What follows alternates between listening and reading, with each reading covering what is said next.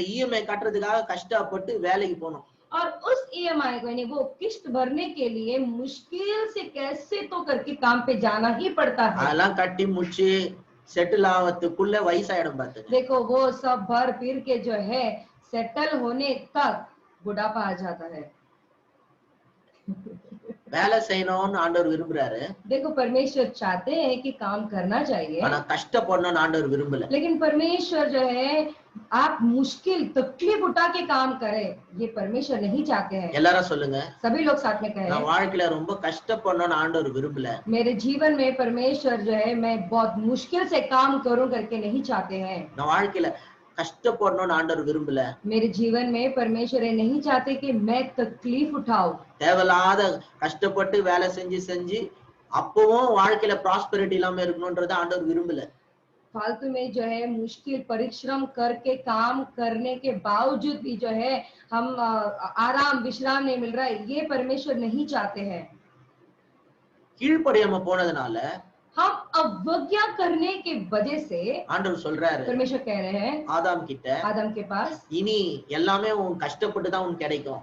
अभी से जो है हर एक काम जो तुम्हें मुश्किल यानी परिश्रम करने के बाद ही मिलेगा। எல்லாம் நீ நெத்தி வேர்வையை சிந்தி தான் உழைக்கணும். सब कुछ जो है पसीना बहा कर ही तुम्हें मिलेगा। இனி இந்த வேர்ல்டு வந்து கஷ்டப்பட்டாதான் கிடைக்கும்ன்ற மாதிரி இருக்கும். और ऐसा है कि संसार में जो कुछ मिला है मिलना है तो तुम्हें परिश्रम करेंगे तभी तुम्हें वो मिलेगा। இது வந்து வேர்ல்டு சிஸ்டம். देखो ये संसार का सिस्टम है। கஷ்டப்பட்டு வேலை செஞ்சுக்கிட்டே இருக்கிற சைக்கிள் போயிட்டு இருக்கும். देखो तकलीफ उठा के काम करते रहना वो साइकिल चलता ही रहेगा। ஆனா God's kingdom system வந்து வேற. लेकिन परमेश्वर का राज्य का जो तौर तरीका है वो अलग है। அது வந்து இந்த வேர்ல்டு சிஸ்டம் ஆஃப் டாயில்ல இருந்து நம்மள விடுதலையாக்கும். हमें जो है इस संसार का जो तौर तरीका है यानी परिश्रम करने का जो तरीका है ना उससे हमें बाहर निकालता है। ஆண்டவர் என்ன சொன்னாரு? परमेश्वर क्या कहते நீ हैं? கஷ்டப்பட்டாதான் முன்னேறுவேன்னு சொன்னாரா? परमेश्वर ने ये कहा क्या कि तू तकलीफ उठाएगा तभी तो आगे बढ़ेगा करके। முதலாவது தேவனுடைய ராஜ்யத்தையும் அவருடைய நீதியையும் தேடுங்கள். सबसे पहले परमेश्वर का राज्य और उसके धर्म की खोज करो, அப்பொழுது இவைகள் எல்லாம் உனக்கு கூட फिर उसके கொடுக்கப்படும். बाद जो है तुम्हें हर एक चीजें मिलेगी करके लिखा நம்ம गया வந்து है। ஆண்டவரோட ராஜ்யம் எப்படி செயல்படுதுன்னு तो தெரிஞ்சுக்கணும். हमें ये जानना है कि परमेश्वर का राज्य का कार्य कैसा होता है। அவருடைய பிரின்சிபல்ஸ் நம்ம கத்துக்கணும்னா अगर हम उनके सिद्धांतों को सीख गए तो இவைகள் எல்லாம் நம்மளுக்கு கூட கொடுக்கப்படும். ये सारी चीजें हमें मिल जाएगी। நான் சொல்றது புரியுதா? आपको समझ में आ रहा है जो हम कह रहे हैं? பைபிள்ல போட்டிருக்கு. बाइबल में कहा गया है ஒரு டைம் பேதுரு மீன் பிடிக்க போறாரு. एक दिन पतरस मच्छी पकड़ने जाते हैं। இங்கிலீஷ் பைபிள் இப்படி போட்டிருக்கு. अंग्रेजी बाइबल में ऐसा लिखा है, We toiled the whole night and yet we got nothing. पूरी रात हमने परिश्रम किए लेकिन फिर भी हमें कुछ नहीं मिला। ராத்திரி முழுக்க பிரயாசப்பட்டோம், என்ன கிடைக்கல? ஒண்ணுமே கிடைக்கல அவருக்கு. पूरी रात उन्होंने परिश्रम की लेकिन क्या मिला? उन्हें कुछ नहीं मिला। அப்புறம் இயேசு வராரு. फिर यीशु उसके बाद आते சரி हैं, வாப்பா திருப்பி என் கூட மீன் பிடிக்க ठीक போலாம்ன்றாரு. है आ बाबा वापस से हम मच्छी पकड़ने जाएंगे। அப்பதான் இவரு சொல்றாரு, उसके बाद वो जवाब देते ஆண்டவரே हैं, நான் ராத்திரி முழுக்க பிரயாசப்பட்டு ஒண்ணுமே கிடைக்கலன்னு. हे परमेश्वर मेरे को पूरा रात मैंने इसमें मुश्किल है परिश्रम किया लेकिन फिर भी हमें कुछ नहीं मिला। ஆண்டவர் சொல்ல என் கூட வா, फिर परमेश्वर कहते हैं आ मेरे साथ आ, நான் சொல்ற இடத்துல வலைய போடு. और जहां मैं बोलता हूं ना वहां अपनी जाल को बिछा। சோ அதே மாதிரி இயேசுனுடைய வார்த்தையின்படி அவர் வலைய போடுறாரு. और यीशु का बात सुनकर वहां पे जहाँ यीशु ने बोला वहां पे उन्होंने जाल डाली। அவ்வளோ மீன் பிடிக்கிறாரு, इतनी मछलियां पकड़े, வலையே கிழிற மாதிரி இருக்கு, वो जाल फटने लगा போட்டே முழுகிற மாதிரி இருக்கு. और ऐसा हो गया वो नाव ही डूबने लगा। वैसे போன வாரம் சொன்ன ஞாபகம் இருக்கா? पिछले हफ्ता मैंने आपसे कहा था कि आपको याद है தமிழ்ல போட்டிருக்க, குடுக்குற தெய்வம் கூரையை பிச்சுக்கிட்டு கொடுக்கும். परमेश्वर जब देता है, ऊपर वाला जब देता है तो छप्पर फाड़ के देता है। கடவுள் ஆசீர்வதிக்கிறாருன்னா சும்மா தாங்க முடியாத அளவுக்கு தான் ஆசீர்வதிப்பாரு. देखो परमेश्वर अगर तुम्हें आशीष देना शुरू कर दिए तो ऐसा होगा कि तुम बर्दाश्त नहीं करोगे, उतना आपको आशीष करेंगे। அங்க அப்படியே வலையே கிழியத்தக்கதான ஒரு கேட்ச் அங்க तो ஃபிஷ். वहां पे ऐसा मछलियां उन्होंने पकड़ा कि उनकी जाल फटने लगे, वैसा मछलियां उनको मिली போட்டே முழுகுற மாதிரி இருக்கு. और नाव ऐसा लगा कि वो डूब जाएगा, கொஞ்சம் கூட கஷ்டப்படாம. बिल्कुल भी परिश्रम किए बिना। That is the God's plan for you. और वही योजना है परमेश्वर के पास आपके लिए। உழைச்சு லைஃப்ல ஃப்ரஸ்ட்ரேட்டட் ஆகிறது கிடையாது. परिश्रम करके करके करके जिंदगी में फ्रस्ट्रेट होने की जैसा नहीं, right amount of work. और सही तरीका, सही कार्य, கரெக்டான வேலை கரெக்டான காரியத்துல सही काम सही समय पर கரெக்டா செஞ்சோம்னா கடவுளோட blessingல பயங்கரமா flow ஆகும். अगर हम तौर तरीके सही से करेंगे तो बराबर आशीष आपके ऊपर आएगा. ஜீசஸ் வந்து அப்படியே அவன் வந்து எதிர்பார்க்காத அளவுக்கு அவனை வந்து bless பண்றாரு. तो यीशु ऐसा हुआ कि वो अपेक्षा भी नहीं किया, उतना उसको आशीष किए. அதெல்லாம் வந்து ஈஸியா வந்துச்சு. और उसको कैसा मिला? आसानी से मिला. எல்லாம் சொல்லுங்க ஈஸியா வந்துச்சு. सभी लोग कहे आसानी से मिला. ஈஸியா வந்துச்சு. आसानी से मिला. அது கஷ்டப்பட்டு வரல, அது God's blessingல வந்துச்சு. परिश्रम करके उसे नहीं मिला, लेकिन परमेश्वर के आशीष की वजह से आसानी से मिला. அந்த ரெஸ்ட், वो विश्राम, வேலை செய்யணும், काम करना चाहिए. சோம்பேறியா இருக்க சொல்ல நான். यहाँ पे जो है ऐसे ही आलसी बनकर हमें नहीं रहनी चाहिए. ஆனா சிலர்லாம் ரொம்ப வேலை செஞ்சு உழைச்சிக்கிட்டே இருப்பாங்க, ஆனா வாழ்க்கையில முன்னேறவே மாட்டாங்க. लेकिन कुछ लोग ऐसे ही बहुत काम करेंगे, परिश्रम करेंगे, फिर भी वो लोग आगे अपने जीवन में आगे नहीं बढ़ेंगे. இளைப்பாறுதல இருந்தா எல்லாம் நம்மள தேடி வரும். विश्राम में रहेंगे तो हमें सब कुछ ढूंढ कर आएगा. வெளியில எல்லாத்தையும் மாத்துறதுக்கு முதல்ல நம்ம உள்ள மாத்த ஆரம்பிப்போம். बाहर सब बदलने से पहले हमारे अंदर हमें बदलना चाहिए. Without achieving inner peace, global peace is never possible. अंदर के विश्राम को पाए बिना तो ये पूरे संसार को हम शांति या विश्राम नहीं दे पाएंगे. मदर तेरेसा சொன்னாங்க, मदर टेरेसा ने कहा, we want to change the world, अगर तुम्हें संसार को बदलना है तो go and love your family. तो जाओ अपने परिवार से पहले प्रेम करो. நம்ம ஆட்களுக்கு அது புரியாது. लेकिन हमारे लोगों को ये बात समझ में नहीं आती. ஃபேமிலியை விட்டு உலகத்தை மாத்த போய் நிப்பான். परिवार को छोड़ देते और पूरे संसार को बदलने के लिए भाग जाते मदर हैं. तेरेसाக்கு தெரியும் உலகத்தை எப்படி மாத்தணும்னு. मदर टेरेसा को पता है इस संसार को कैसा बदला இந்த உலகத்தை ஏதாவது மாத்தணும் நினைச்சனா போயிட்டு உன் குடும்பத்தை நேசி. अगर तुम्हें ये संसार को बदलना चाहते हो तो तुम सबसे पहले अपने परिवार से प्रेम करो. இப்படி யோசித்து பாருங்களேன். जरा सोच कर देखो ना. ஒவ்வொருத்தனும் தன் குடும்பத்தை நேசிக்கணும்னு தீர்மானிச்சானா, अगर एक जन जो है हाँ मुझे मेरे परिवार से प्रेम करना है, ये बात को अगर सोच ले तो இந்த உலகம் வந்து ரொம்ப பீஸ்ஃபுல்லான வேர்ல்டா இருக்கும் பாத்து. तो ये पूरा संसार जो है एक शांति पूर्वक संसार हो जाएगा. எத்தனை பேர் நான் சொல்றதுக்கு ஒத்துக்கிறீங்க? कितने लोग इस बात से सहमत हो जो मैं कह रहा हूँ? ஒவ்வொரு மனுஷனும் தன் குடும்பத்தை நல்லா பாத்துக்கணும்னு நினைச்சாங்க. अगर एक व्यक्ति मेरा परिवार अच्छा रहे, अच्छे से मैं देखभाल करूं, ये बात को अगर वो लोग मान गए तो the world will be the most peaceful place to live in. तो ये पूरा संसार जो है एक बड़ा ही शांति पूर्वक जगह हो जाएगा रहने के लिए. நம்ம ஃபேமிலியை விட்டுட்டு உலகத்தை மாத்ததுக்காக ஓடினோம். हम क्या करते हैं, ये परिवार को, हमारे खुद के परिवार को छोड़ देते हैं और बाहर संसार को बदलने के लिए हम चले जाते I'm हैं. sorry to say for many people family is a burden. देखो माफ कर दो, मुझे ये कहना अच्छा नहीं लगता है, लेकिन बहुत सारे लोगों को परिवार जो है एक बोझ जैसा लगता है. ஃபேமிலியை பாருன்னு யாருக்கா சொன்னா அது அவ்வளவு கசப்பா இருக்கும். परिवार को पहला देखो करके अगर हम कहें तो उनको बहुत गुस्सा आता है. ஆத்ம ஆதாயம் பண்ணணும்னு சொன்னா அப்படியே எல்லாருக்கும் அப்படியே புல்லரிக்கும் உடம்புல. अगर हम कहें हमें जो है बहुत सारे लोगों को जीतना है, ऐसा करके बोलेंगे ना तो उनके रोंगटे खड़े हो जाते हैं. ஆத்ம ஆதாயம் பண்ணணும், உங்க ஓடணும், உலகத்துக்காக ஆண்டவருக்காக என்ன செஞ்சாய்? प्राण को हमें जीतना है, बाहर दौड़ना है, परमेश्वर के लिए, इस दुनिया के लिए तुमने क्या किया है? குடும்பத்துக்கே நிறைய பேர் ஒண்ணும் செய்யல, அப்புறம் என்ன ஆண்டவருக்காக உலகத்துல செய்யறது? सबसे पहला तो आपने अपने परिवार के लिए कुछ नहीं किया, तो बाहर जाके प्राण जीतना, परमेश्वर में लोगों को लेके आना, क्या करोगे इस सफर के? तुम कैसे करोगे? அவன் வீட்டுல பிள்ளைங்க சரியில்லை, புருஷன் சரியில்லை, பொண்டாட்டி சரியில்லை, ஏகப்பட்ட பிரச்சனை வச்சு நீ உலகத்தை மாத்ததுக்கு போயினுக்குறாங்க. यहाँ पे जो है कुछ लोग ऐसे हैं, बीवी सही नहीं है, बच्चे सही नहीं, घर में कोई सही नहीं है, ये सब छोड़ छाड़ कर जो है बाहर के लोग सही नहीं बोल के बाहर के लोगों को सही करने के लिए चले जाते हैं. நம்ம வீட்டுல சில பிரச்சனை இருந்துச்சுன்னா அதுல கவனத்துல தான் சரிப்படுத்த முடியும். तो ऐसा है कि अगर हमारे घर में कुछ चीजें ठीक नहीं है तो अगर उसमें ध्यान देकर हम उसे सही नहीं करेंगे तो ठीक नहीं रहेगा.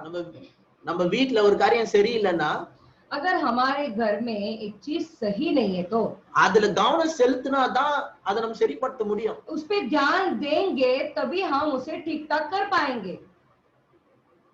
வீட்டுல பிரச்சனையை வச்சுக்கிட்டு அதை சரி பண்றதுக்கு கவனம் பண்ணாம, घर में जो समस्या है उसे ठीक करके उस पे ध्यान देके उसे ठीक करे बिना ஊர்ல போயிட்டு நம்ம ஊழியம் செஞ்சுட்டு बाहर जाके हम सेवकाई करते हैं। எஃப்எம் கேட்டான் யார் அடிச்சா அப்படி ஊழியம் செய்ய சொல்லி எனக்கு ஒண்ணுமே புரியல. किसने बोला, कौन आपको मारा कि तुमको ऐसा सेवकाई करना होगा करके? எனக்கே புரியல. मेरे को समझ में नहीं आ रहा है। நிறைய பேர் இப்படி யோசிக்கிறாங்க.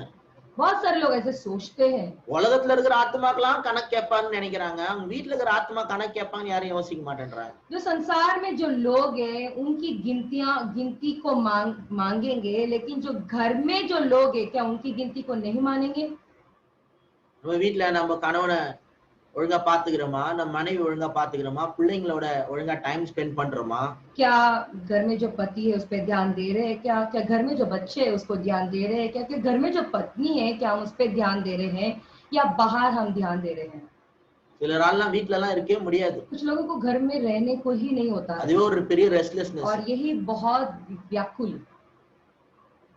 சிலர்லாம் வீட்லயே இருப்பாங்க, அது வேற விஷயம், அது ஒரு சோம்பேறிங்க, படுத்துன்னு சாப்பிட்டு தூங்கினே कुछ இருப்பாங்க. लोग जो है घर में ही रहते हैं, वो एक आलसी लोग है, बस घर में बैठे रहना, लेटे रहना, टीवी देखते रहना। ऐसे भी कुछ लोग हैं। அதுவும் தப்பு. சிலரால வீட்ல இருக்கவே முடியாது, அதுவும் தப்பு. वो भी गलती है, और कुछ लोगों को घर में रहने को ही नहीं होता है, वो भी गलत है। எங்கயாவது போணும், कहीं तो जाना चाहिए, ரெஸ்ட்லெஸ்னஸ். वो व्याकुलता। நமக்குள்ள வந்து சமாதானத்தை அச்சீவ் பண்ண நினைச்சாலே உலகமே சமாதானமா இருக்கும். अगर हम अपने आप के अंदर जो है शांति को पा लेंगे ना, तो हम बाहर शांति जो है मिल जाएगी। எந்த பிரச்சனையா இருந்தாலும் சரி, कोई भी समस्या होने दो, ஸ்டார்டிங் பாயிண்ட் வந்து நம்மளோட இன்னர் பீஸ் தான். शुरुआत का जो पॉइंट है ना वो है अंदरूनी शांति से ही होगा। நம்ம ஜெயிக்கணும்னா முதல்ல இன்னர் பீஸ் அச்சீவ் பண்ணணும். अगर हमें जीतना है तो सबसे पहले अंदरूनी शांति को हमें हासिल करना होगा। இன்னர் பீஸ் அச்சீவ் பண்ணிட்டோம்னா என்ன பிரச்சனை இருந்தாலும் ஜெயிச்சிடலாம். अगर अंदरूनी शांति को हम हासिल कर लेते हैं तो कोई भी समस्या होने तो हम जीत लेंगे। இளைப்பாறுதலுக்குள்ள வந்துட்டீங்கன்னா உங்களால ஜெயிக்க முடியாத பிரச்சனையே ஒண்ணு கிடையாது. आप विश्राम के उस परिस्थिति में, यानी कि उस जगह में अगर आप आ जाओगे ना, ऐसा कोई भी चीज नहीं है कि आप जीत नहीं पाओगे। हर एक लड़ाई को जीत पाओगे। एक्सोडस चैप्टर 14 वास्तीங்கன்னா निर्गमन की किताब 14 अध्याय பைபிள்ல போட்டிருக்கு. बाइबल में लिखा गया है இஸ்ரேல் ஜனங்க வந்து எகிப்துல இருந்து தப்பிச்சு போறாங்க. इस्राएल के लोग जो है मिस्र देश से जो है बचकर जा रहे हैं। திடீர்னு முன்னாடி வந்து செங்கடல் இருக்கு, और अचानक जो है सामने समंदर है, लाल समंदर है, முன்னாடி போறதுக்கு வழி இல்ல, और आगे जाने के लिए जगह नहीं है, பின்னாடி வந்து பார்வோனுடைய ரதங்கள் और வருது. पीछे जो है फिरौन की रथें आ रही है। ஜனங்க இப்ப குழம்புறாங்க, अब यहाँ पे लोग कुड़कुड़ा रहे हैं ரெஸ்ட்லெஸ் ஆயிட்டாங்க, और व्याकुल हो गए, रेस्टलेस हो गए, உள்ள சமாதானம் இல்ல, और अंदर समाधान नहीं है, இளைப்பாறுதல் இல்ல, विश्राम नहीं है। மோசேயை பார்த்து எதிர்த்து பேசுறாங்க. मूसा को देख के वो लोग कह रहे हैं, நாங்க தான் சொன்னல எங்களை எங்க விட்டுருப்பான்னு சொன்னோம், मैंने तो तुमसे कहा था ना कि हमें वहीं पे छोड़ दो करके, எங்களை ஏன் கூட்டு வந்து எங்க உயிரை तो வாங்குற, क्यों यहाँ पे लेकर आके हमारी जान खा रहा है। எகிப்துல கல்லறை இல்லன்றதுக்காக இங்க கொண்டு வந்த, क्या मिस्र देश में वहाँ पे कब्रिस्तान नहीं है करके क्या तुम हमें यहाँ पर लेकर आया है। என்னன்னா நெகட்டிவா பேசுறாங்க பாருங்க. कितनी सारे नकारात्मक शब्द यूज कर रहे हैं। நமக்குள்ள இளைப்பாறுதல் இல்லனா ரொம்ப பிற்போக்கான எண்ணங்கள் வந்துகிட்டே இருக்கு. अगर हमारे अंदर को विश्राम नहीं होता है ना, तो ऐसे से उल्टी शब्द या ऐसे से हम जवाब देते हैं। பிற்போக்கான எண்ணங்கள் வந்துகிட்டே இருக்கும். नकारात्मक सोच, தாட்ஸ் नकारात्मक विचार आते ही रहेंगे। சொல்லுது புரியுதா? आपको समझ में आ रहा है जो हम कह அந்த रहे हैं? நேரத்துல ஆண்டவர் என்ன சொன்னாரு? तो उस वक्त परमेश्वर ने क्या कहा? நீங்கள் சும்மா இருந்து தேவன் இன்றைக்கு உங்களுக்கு செய்யும் ரட்சிப்பை பாருங்கள். डरो मत, यानी कि तुम चुप रहो और खड़े खड़े वो परमेश्वर के काम को देखो करके यहोवा कह रहे முதல்ல हैं। சொல்ற பயப்படாதீங்க. सबसे पहले तो वो कह रहे हैं कि डरो நீங்க मत, சும்மா இருந்து तुम चुप रहकर, stand still चुप and रह- see the salvation of the Lord. तुम चुप रहो, चुप रहकर और परमेश्वर के उद्धार को देखो करके यहोवा कह रहे हैं। ஆண்டவர் என்ன சொன்னா வாய் மூடின்னு கொஞ்சம் அமைதியா இருங்கன்ற. परमेश्वर ये कह रहे हैं कि मुंह बंद करके थोड़ा देर चुप रहो। எதையாவது பேசின்னு முனங்கினே இருக்க வேண்டியது. कुछ ना कुछ बात करते करते कुड़कुड़ाते ही रहते हैं। நம்ம வாய் மூடின்னு அமைதியா இருந்தோம்னா, अगर हम मुंह बंद करके बस चुप रहेंगे तो stand still. चुप रहो। நம்ம அமைதலா இருந்தோம்னா अगर हम चुप रहेंगे तो நமக்காக ஆண்டவர் பெரிய காரியங்களை செய்ய ஆரம்பிப்பார். परमेश्वर हमारे लिए बड़े काम करना शुरू करेंगे. நமக்காக பெரிய பெரிய அற்புதங்களை செய்ய ஆரம்பிப்பார். हमारे लिए परमेश्वर बड़े बड़े चमत्कार करेंगे. இளைப்பாறுதல இருக்கிறது வேற, பல்ல கட்சின்னு இருக்கிறது வேற. विश्राम में रहना अलग बात है और दांत कस कर रहना अलग बात है. இதெல்லாம் வந்து அப்படியே पल्ले कच्चिन அந்த सिचुएशन वेट பண்ணிப்பாங்க மாறணும்னு. कुछ लोग जो है दांत कस कर जो है वो उस समय का इंतजार करते रहते हैं कि कब तो ये बदलेगा. आपको माराது. तो ऐसा अगर आप करेंगे तो वो तब बदलेगा नहीं. ரொம்ப பல்லு கட்சி பல்லு தேஞ்சு போய்டும். दांत खिस के रहेंगे तो आपका दांत सच में घस जाएगा. ரெஸ்ட் இளைப்பாறுதல் வேற. देखो विश्राम वो अलग है. நீங்க கடவுளை நம்பி சமாதானமா இருந்தீங்கன்னா, अगर तुम परमेश्वर के ऊपर भरोसा करके आप शांति पूर्वक रहेंगे तो கடவுள் உங்களுக்காக காரியங்களை இறங்கி செய்யறத तो பாப்போம். परमेश्वर जो है तुम्हारे लिए खुद उतर कर काम करेंगे, वो आप खुद देखोगे. ஆண்டவர் சொன்னாரு, stand still and see the salvation of the Lord. परमेश्वर यहाँ पे कह रहे हैं कि चुप रहो और जानो और परमेश्वर के उद्धार के काम को देखो. हालेलुया. हालेलुया. मार्था मेरी लूकல வாசிங்க. लूक की किताब मार्था मरियम की जो कहानी है. मेरी வந்து she is a picture of rest. देखो ये जो मरियम है वो विश्राम की एक पिक्चर है. वो विश्राम की महिला. மரியாள் வந்து ஒரு சமாதானத்துக்கு ஒரு எடுத்துக்காட்டா இருக்காங்க. एक मरियम जो है एक समाधान का एक चिन्ह है. பைபிள் எப்படி போட்டிருக்கு? तो बाइबल में क्या कहते हैं? மரியாள் இயேசுனுடைய பாதத்துல உட்கார்ந்து கொண்டிருந்தாள். मरियम जो है यीशु के चरणों के पास बैठी हुई थी. So sitting is a position of rest. तो बैठी हुई थी ना, वो जो पोजीशन है ना वो विश्राम का एक पोजीशन है. மார்த்தா பார்த்தா உட்காரல. यहाँ पे मार्था को देखेंगे तो वो मार्था बैठी नहीं रहती है. அந்த அம்மா கிச்சன்ல குட்டி போட்ட பூனை மாதிரி திரிஞ்சினுங்கறாங்க. और ये जो महिला थी ये किचन में जैसा नहीं कि बिल्ली बच्चा जचती है तो वो कैसा बिल्ली यहाँ भटकती रहती है, तो वैसा ये मार्था थी. அந்த मरियम இப்போ வருவாளான்னு பாக்குறாங்க. और यहाँ पे इंतजार में रहती है कि मरियम जो है आएगी क्या कि मेरी मदद के लिए करके इंतजार में रहती है. வரலன்னு உடனே கோவம் வந்துச்சு. और जब वो नहीं आई करके उसे मालूम पड़ा तो उसे बहुत गुस्सा आ गया. இயேசு கிட்ட இன்டைரக்ட்டா இப்படி தான் கேக்குறா. और यीशु के पास इनडायरेक्टली वो ऐसा पूछती है. यार அவளுக்கு தான் அறிவு இல்லனா உங்களுக்கு கூட அறிவு இல்லையா? क्या परमेश्वर उसको तो दिमाग नहीं है, तुम्हें भी दिमाग नहीं है? நான் கஷ்டப்பட்டு தனியா வேலை செஞ்சிருக்கேன், அவளை என்கிட்ட வந்து ஹெல்ப் பண்ண சொல்ல यहाँ கூடாதா? मैं कितनी मुश्किल से काम कर रही हूँ, क्या तुम नहीं कह सकती जा मेरी उसकी मदद कर करके? இந்த ரெஸ்ட் இல்லாத ஆட்களுக்கு ये जो विश्राम में जो रहते हैं ना, ऐसे लोग जो होते हैं ना, फ्रस्ट्रेशन, बहुत सारे फ्रस्ट्रेशन, கோவம், गुस्सा, எரிச்சல், जलन, இத்தனையும் இருக்கும் பாத்தீங்க. ये सारी बातें रहेगी. ஆனா ஆண்டவர் இயேசு அங்க ரெஸ்ட்ல இருக்காரு. लेकिन यहाँ पे यीशु परमेश्वर यीशु जो है विश्राम में है. அவர் அமைதியா உட்கார்ந்து இருக்காரு. वो खामोश बैठे हैं. மரியாளும் ரெஸ்ட்ல இருக்காங்க. मरियम भी विश्राम में बैठी है. மரியாள் அதுக்கு பதிலே கொடுக்கல. मरियम जो है उसका उत्तर नहीं देती है. உடனே அந்த அம்மா சண்டை போடல. और तुरंत जो है ये महिला उठ के झगड़ा नहीं कर रही थी. இவ எப்பவுமே அப்படிதான் ஆண்டவரே. ये ऐसे ही है நான் ஒரு 5 परमेश्वर. நிமிஷம் நிம்மதியா உட்கார்ந்தா கூட இவளுக்கு பிடிக்காது. मैं 5 मिनट सुकून से बैठूंगी ना, उसको पसंद ही नहीं है परमेश्वर. அவ எதுவும் சண்டை போடல. उसने कुछ नहीं कहा, उसने झगड़ा नहीं किया. மரியாள் அப்படியே அமைதியா இருக்காங்க. मरियम बस खामोश बैठी. மரியாளுக்காகவும் ஆண்டவர் தான் பேசுறார். मरियम के लिए भी परमेश्वर ही बात करते हैं. நான் சொல்ல இந்த வசனத்தை போய் வாசிங்க. देखो मैं कह रहा हूँ ना, ये वचन को जाकर आप லூக்கா पढ़कर 19ஆம் அதிகாரம், लूका की किताब जो है 10வது அதிகாரம் 10वां अध्याय 39வது வசனத்துல இருந்து 39 के वचन से அதுல ஆண்டவர் வந்து மார்த்தாவை பார்த்து சொல்றாரு, यहाँ पे परमेश्वर मार्था को देखकर कहते हैं, மார்த்தா மார்த்தா. हे मार्था मार्था. நல்லா கேட்டுங்க. अच्छे से सुनिए. இயேசு வந்து என்னைக்குமே தேவையில்லாத எக்ஸ்ட்ரா வார்த்தை எல்லாம் பேச மாட்டார். देखो यीशु जो है कोई भी फालतू एक्स्ट्रा शब्द इस्तेमाल नहीं करते हैं. அவர் எதை சொன்னாலும் கரெக்டா தான் சொல்வாரு. वो जो कुछ कहेंगे वो सही सही कहेंगे. இயேசு வந்து மார்த்தால பார்த்து என்ன தெரியுமா சொன்னாரு? यीशु पता है मार्था को देखकर क्या कहते हैं? Martha Martha. हे मार्था हे मार्था. தேவையானது ஒன்றே. एक ही एक चीजों की जरूरत है, परंतु एक बात ही आवश्यक है. தேவையானது ஒன்றே. परंतु एक बात ही आवश्यक है. only one thing is needful. सभी लोग कहें परंतु एक बात आवश्यक है. நல்லா கேட்டுங்க. இது தெரிஞ்சதுனால தயவு செய்து விட்டுறாதீங்க. देखो अच्छे से ध्यान से सुन ले, आप ऐसा ना करें हाँ ये बात मुझे पता है ऐसे करके साधारण तौर से हल्के तौर से मत छोड़ दो। இயேசு சொல்றாரு यहाँ पे यीशु कह रहे हैं ஒரு காரியம் தான் முக்கியம். தேவையானது ஒன்றே. सिर्फ एक ही बात जरूरी है। அது என்ன? वो क्या है? ரெஸ்ட்ல இரு. विश्राम में रहे। ஏன் மாத்தா இப்படி நீ வந்து புலம்பின்னு இருக்க? तू क्यों इतना चिड़चिड़ कर रही है? உன்னை யார் இந்த மாதிரி எல்லாம் வேலை செய்ய சொன்னா? तुझे कौन इतना काम करने के लिए बोला? உனக்கு முதல்ல தேவை ரெஸ்ட்.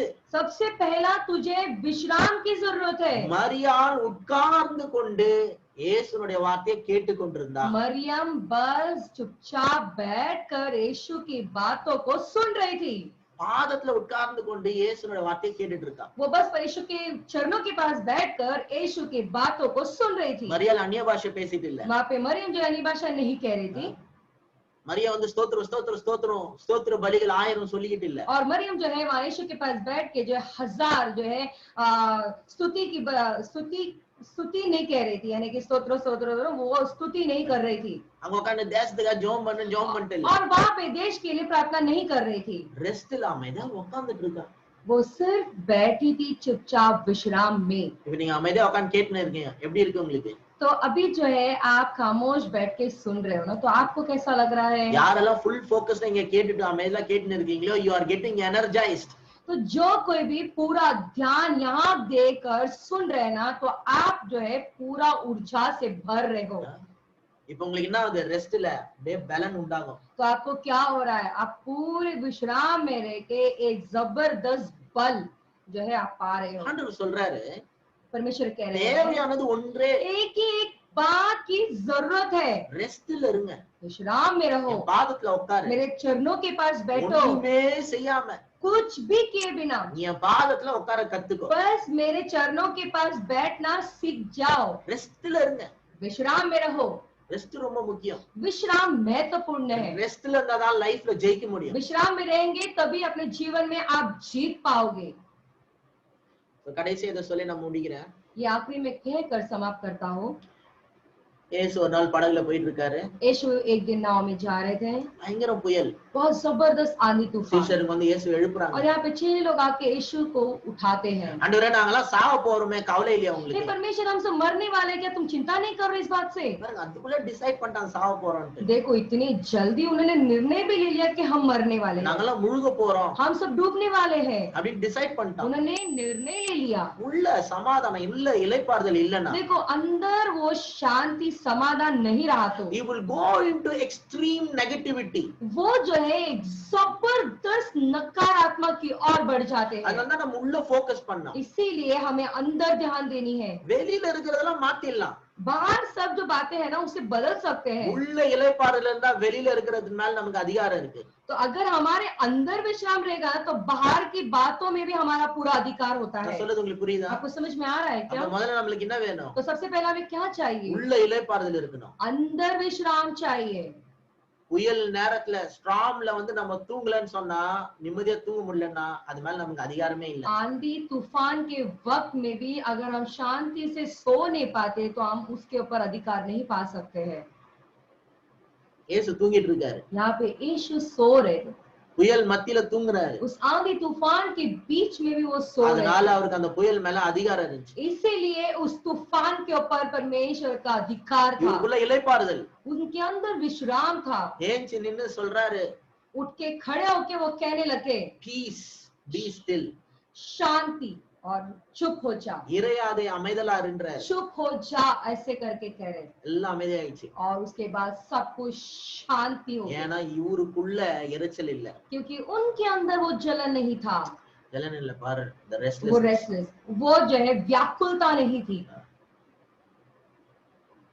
அப்படியே அங்க ஸ்டாம் வந்து அப்படியே பயங்கரமா அடிக்குது, புயல் அடிக்குது. वहां पे वो आंधी तूफान जबरदस्त मार रहा था, ஆனா இவருக்குள்ள இளைப்பாறுதல். लेकिन उनके अंदर विश्राम था। பயப்புல, मैंने डरे नहीं, குழம்புல, वो बोखलाहट में नहीं आए, கவலைப்படல. चिंता नहीं किए। நம்ம பயப்படாம, குழம்பாம, கவலைப்படாம இருந்தனா எந்த வியாதியா இருந்தாலும் ஜெயிச்சிடலாம். अगर हम बिना डरे, बिना भूखलाहट किए, बिना कुछ भी नकारात्मक बातों को सोचे बिना अगर हम रहेंगे तो हर एक बीमारी रहने दो, वो बीमारी को भी हम जीत लेंगे। அது கேன்சரா இருக்கட்டும், HIV இருக்கட்டும். और कोई बीमारी होने दो, कैंसर होने दो, HIV होने दो, நீங்க தைரியமா பயப்படாம குழம்பாம இருந்தீங்கன்னா நீங்க அந்த வியாதியில இருந்து ஜெயிப்பீங்க. अगर आप बिना डरे, बिना बौखलाहट अगर आप रहेंगे तो कोई बीमारी हो तो भी आप जीत लोगे। இன்க்யூரபிள் டிசீஸ்னு ஒரு டிசீஸ் கிடையவே கிடையாது. ऐसा कोई बीमारी है ही नहीं कि चंगा हो ही नहीं सकता। இல்ல பாஸ்டர், HIV வந்து இன்க்யூரபிள் டிசீஸ்னு नहीं சொல்றாங்க. पास्टर, सब कहते हैं ना ये HIV जो है वो चंगा नहीं हो सकता। இங்கிலீஷ் மெடிசனால அது கியூர் பண்ண முடியாது. देखो इंग्लिश का जो मेडिसिन होता है, दवाई होती है, उससे चंगाई नहीं कर நான் पाएंगे। சொல்றேன் நம்ம இங்கிலீஷ் மெடிசன் காரனால டயபிட்டிஸே கியூர் பண்ண முடியாது. मैं कहता हूँ देखो ये जो इंग्लिश मेडिसिन दवाई जो होती है ना, उससे डायबिटीज भी चंगा नहीं होता। இவங்களுக்கு எதுக்குமே கியூர் கிடையாது. इन लोगों को ना कोई भी दवाई यानी इंग्लिश मेडिसिन से कोई बीमारी चंगा नहीं होता। அது இங்கிலீஷ் மெடிசனோட லிமிட்டேஷன். वो अंग्रेजी दवाई जो होती है उसका जो सीमा है वो। ஆனா ஆண்டவரால கியூர் பண்ண முடியாத ஒரு டிசீஸ் கிடையவே கிடையாது. लेकिन परमेश्वर के पास ऐसा कोई बीमारी नहीं है कि वो चंगा ही नहीं कर पाते हैं। ஆண்டவர் HIV பார்த்து ஷாக் ஆயிட மாட்டார்.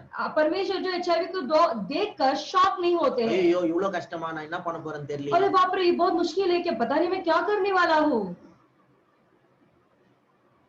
நான் சொல்றேன், நீங்க சமாதானமா தைரியமா கவலைப்படாம இருந்தீங்கன்னா எல்லாத்தையும் ஜெயிச்சிடலாம். अगर आप शांति पूर्वक हिम्मत से बिना डरे अगर रहेंगे ना तो बहुत सारी बात मैंने कि हर एक चीज में आप जीत जाओगे। நிம்மதியா தூங்க கத்துக்கணும் நம்ம. और शांति पूर्वक सोने के लिए हमें सीखना है। நல்லா தூங்குங்க. अच्छा सो जाओ। தூங்குற டைம் நல்லா சந்தோஷமா தூங்குங்க. अगर आपको सोना है, सोने के समय खुशी से जाकर सो जाओ। நல்லா நிம்மதியா சாப்பிடுங்க. और सुकून से खाओ। சாப்பிடுறது உங்களுக்கு பிடிச்சமானதா சாப்பிடுங்க. और जो खाते हो, जो में तो तुम्हें पसंद है ना, वो खाए। ஏனோ தானே எதையும் சாப்பிடாதீங்க. तो जो कुछ मिला वो खा ले, ऐसा नहीं होना चाहिए। நான் கொஞ்சம் சாப்பிட்டாலே எனக்கு பிடிச்ச மாதிரி தான் சாப்பிடணும். देखो ऐसा है, मैं थोड़ा भी अगर खाता हूँ लेकिन मुझे जो पसंद है ना वही मैं खाता हूँ।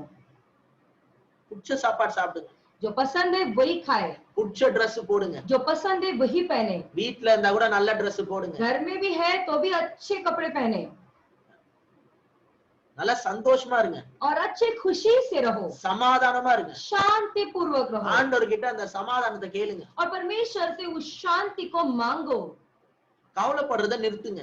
चिंता करने के लिए छोड़ दो। நீங்க கவலைப்படுறத நிறுத்துனீங்கன்னா தான் பீஸ் வந்து ஃப்ளோ ஆகும். देखो अगर आप चिंता करने रोक दोगे ना, उसके बाद ही वो समाधान बहेगा। கடவுள் கவலைப்படுறத நிறுத்த மாட்டார், நீங்க தான் கவலைப்படுறத நிறுத்தணும். देखो परमेश्वर आपकी चिंता को रोक नहीं पाएंगे, आपको ही उस चिंता को रोकना होगा। I refuse to worry.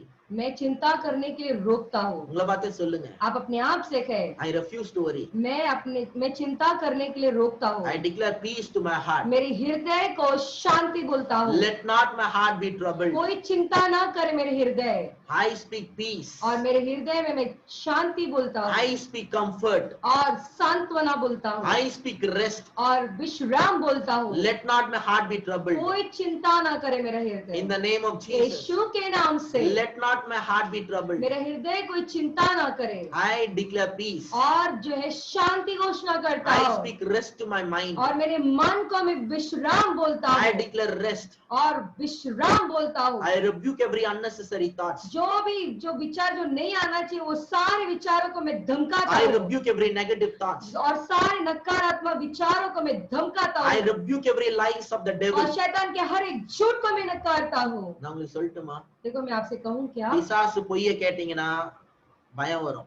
देखो शैतान की अगर झूठ को आप सुनोगे तो आपको डर आएगा। பிசாசுனுடைய பொய்யை கேட்டீங்கன்னா உங்களுக்கு கவலை வரும். अगर आप शैतान के झूठ को अगर आप मानोगे तो आपको चिंता आएगी। ஆண்டோட வாய்ஸ் கேட்டீங்கன்னா, अगर आप परमेश्वर की आवाज को सुनोगे, ஆண்டோட வார்த்தையை கவனிச்சீங்கன்னா, परमेश्वर के वचनों के ऊपर ध्यान दोगे you तो will have peace. आपको शांति मिलेगी। I'm going to pray for you. अभी मैं आपके लिए प्रार्थना करूंगा। நான் உங்களுக்காக ஜெபிக்கிறேன்.